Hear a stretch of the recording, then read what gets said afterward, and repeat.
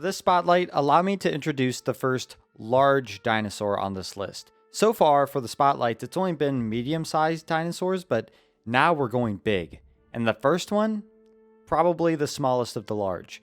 It's the Apotasaurus. At face value, he kind of just looks like a nerfed Brachiosaurus, but with just a really thick neck. And I mean a thick neck. Look at that thing. And for what? He's an herbivore. Leaves aren't that big. It's especially noticeable with the skeleton variant. Anyways, another thing I noticed regarding the look of this guy is the mouth. Like, part of the idle animation has the Apotasaurus opening its mouth, yawning almost. But the mouth is filled with what looks like the insides of a synthetic Krabby Patty. The Apotasaurus has two abilities, and the first one is Cracked Wall. The Apotasaurus can bust those walls using that tail of his. Must be a strong tail if it can do the same thing as the armored Ankylosaurus bowling ball tail. The second ability of the Apotasaurus is a new one called Quake. Basically, in these open dinosaur areas, there are these square cracked platforms. Dinosaurs with the cracked wall can't interact with them since they're too low to hit with a tail. But big guys like the Apotasaurus can stomp on these platforms, creating a quaking effect to break them. Usually, you had to stomp a certain amount of these quake pads for a gold brick. Now, there's one other dinosaur with quake, but the Apotasaurus is definitely faster than that one, which makes it optimal if you hate going slow, which I do. But that's just me personally.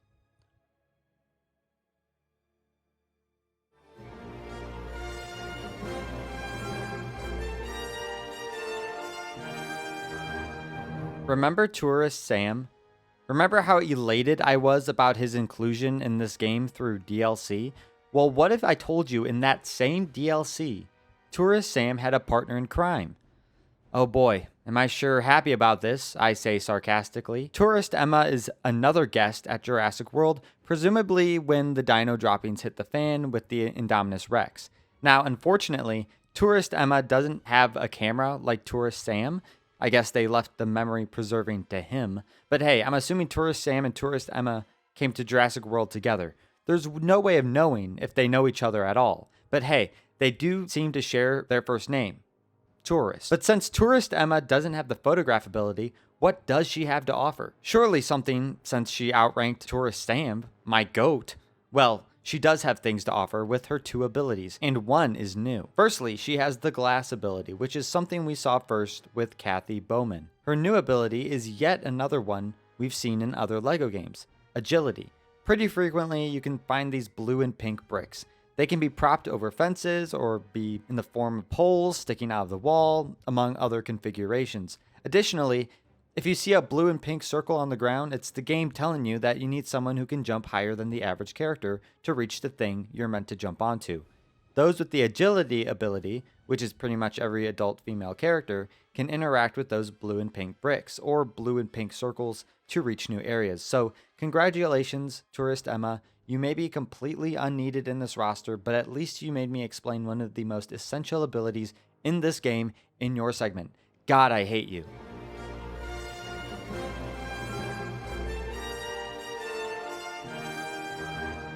Deerra Bowman is the mother of Kathy Bowman and the one who discovered that her daughter was viciously attacked by just a bunch of little guys. You know, the Jurassic Park wiki describes Deerra Bowman as the overprotective mother of Kathy Bowman, and I gotta say, clearly not. If she was overprotective, she wouldn't have let her daughter out of her sight in the first place. Like, I know the Bowman family did not know that the island they parked their yacht on was the one infested with dinosaurs, which, by the way, is that even allowed? Like, I'm a few tax brackets lower than yacht status, but can you just dock on whatever island you want willy-nilly?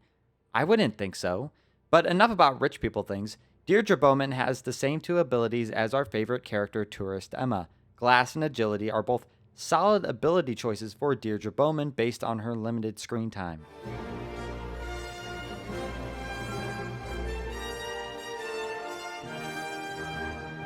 Another DLC character coming up, and for once, I don't think it's undeserved.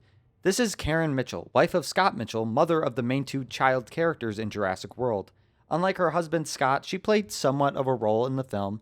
Did she actually go to the island? Well, no, but she had orchestrated the entire trip for her boys. Granted, they almost died on multiple occasions, but you can't call her an absent mother. Scott, on the other hand, Well, anywho, she wasn't included in the base game even though they were stretching for characters, as we're well aware by now. You know, I heard it was a close call, but at the last second, they decided on Fisherman Jim and bumped Karen. But what matters is that she made the waitlist and got accepted for admission the second time around. Karen, like the last two female characters, have agility and glass as her two abilities. You know, I can't help but notice that Tourist Sam and Scott Mitchell both share the same ability of photograph, and Tourist Emma and Karen Mitchell share the same two abilities of agility and glass. Not sure if there's some kind of connection there, but all four of these characters are DLC, and there's not that much diversity in abilities among these four. It's almost as if the DLC was half-assed. Nah, that can't be it.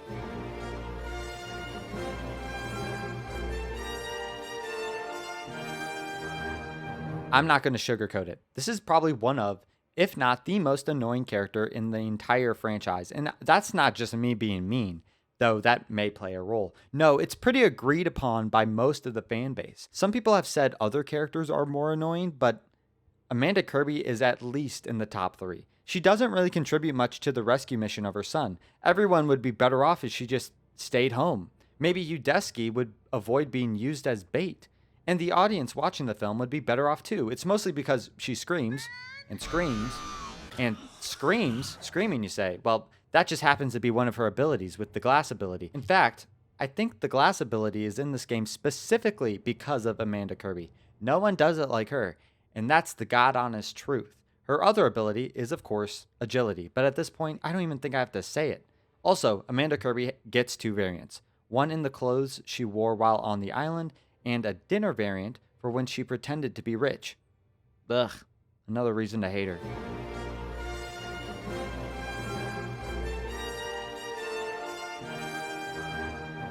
Here's Kelly Malcolm, Ian Malcolm's daughter and the main child character of the second Jurassic Park film, The Lost World.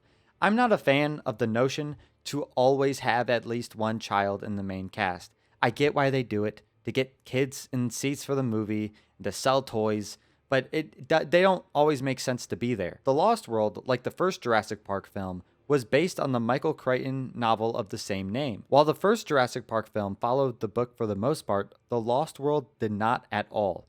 I'm not going to get into all the differences, but Kelly Malcolm here was not Ian Malcolm's daughter, but rather a research assistant. Why the change?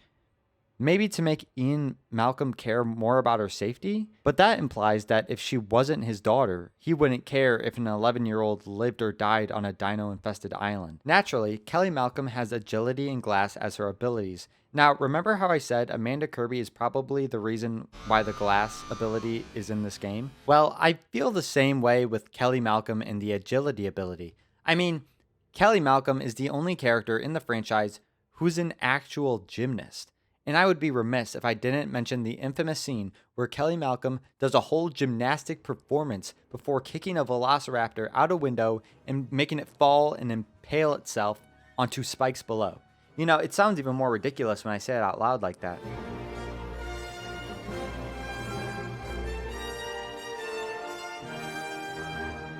Juanito Rostano was the owner of the amber mines that found the mosquitoes encased in amber, which allowed InGen to do their magic. And by magic, I mean creating dinosaurs.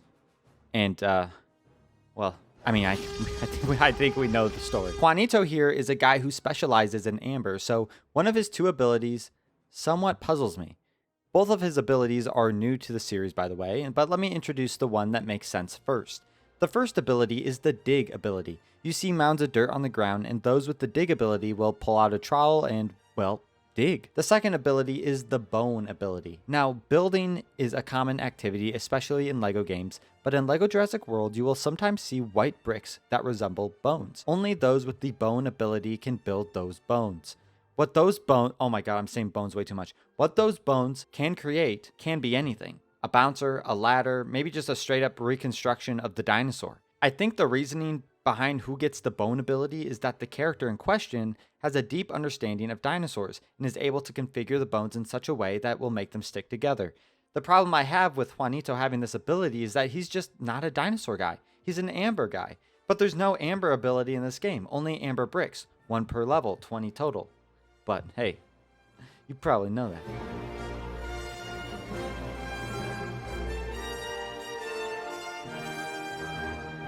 Robert Burke was a paleontologist hired by Peter Ludlow to be the dinosaur expert for the dinosaur retrieval at Isla Sorna in the Lost World. Basically, he's a store brand Alan Grant because there's no way Alan Grant was going to go back to a dinosaur island after the first go around. No, he had to be tricked, which is why the events of Jurassic Park 3 went down the way they did. But Robert Burke, well, I'm not sure how much he knew about the events of Jurassic Park, but I'm willing to bet he'd opt to go to Isla Sorna even if he knew every little single detail. Unfortunately, he was one of the many casualties of the second film. Robert Burke found a snake in his clothes, which for some reason made him think that running into the mouth of a Tyrannosaurus Rex was a safer option.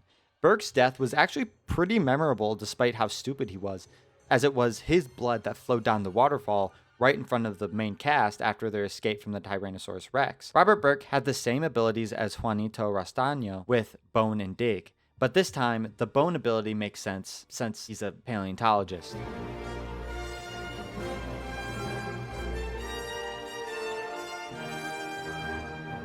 The Inen Lab Technician. Yes, quite a few of these guys were required to pull off John Hammond's dream of resurrecting something that, well, I was going to say no one asked for, but a lot of people would ask to see a dinosaur in person, despite all the warnings these films may have given us as a species. Anyway, this guy is somewhat responsible for it in the Jurassic Park universe. Sure, he was just following orders, but whatever. The Inen Lab Technician has two abilities, and the first one is revealed in the name of the character. In-gen panels, he can interact with them, you know? The other ability, well, it's new. And to be honest, I'm a little disappointed to have to reveal it in a segment for a character where I have to stall to make the segment long enough. But it's the equation ability. You may see a whiteboard with scribblings on it. Those with the equation ability can interact with them and select the panels in the way the game shows you. Think of it like the academic ability from LEGO Indiana Jones. But instead of 9 panels in that game, there could also be 4. Sometimes there are 9, but most of the time it's 4. What's up with that? TT Games thinks kids are getting dumber? Well, they're not wrong.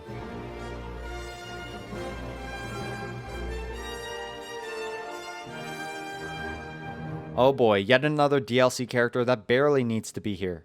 Wait, barely? I dare say he doesn't need to be here, period. I think at this point, TT Games equated big roster to a good game. But tell me, would you rather have what we got here, where half the roster are a bunch of no-names, or would you rather have a smaller roster with the resources put towards the roster instead put to other aspects of the game, like level or world design? LEGO Pirates of the Caribbean had a small roster, but the levels were amazing. LEGO Batman 2 was also a solid game with not that many characters. Hell, a smaller roster certainly makes my job of ranking them a whole lot easier. So what's the deal? Sorry to rant, let's just move on to the Jurassic Park helicopter pilot's new ability, which is called Illuminate. There are dark caves all over the levels in the world, and certain characters can pull out tools to illuminate the area. Most of the time, like in this guy's case, the character pulls out a flare. His other ability is in-gen, because what else would you expect from John Hammond's aerial chauffeur?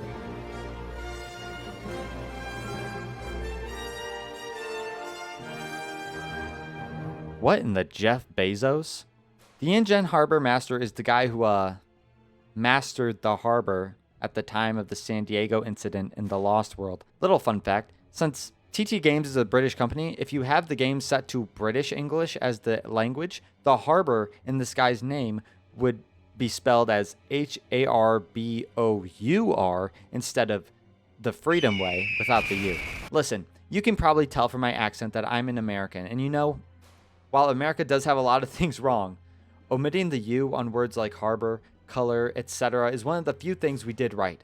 Life is short, omit the U, and beans don't belong on toast. Sorry, I'll get back on topic. It's just that there's so little to talk about here. Did I already mention that he looks like Jeff Bezos? Anyway, the in-gen Harbor Master has 2 abilities, and would you look at that, they're the exact same as the Jurassic Park helicopter pilot. In-gen and Illuminate.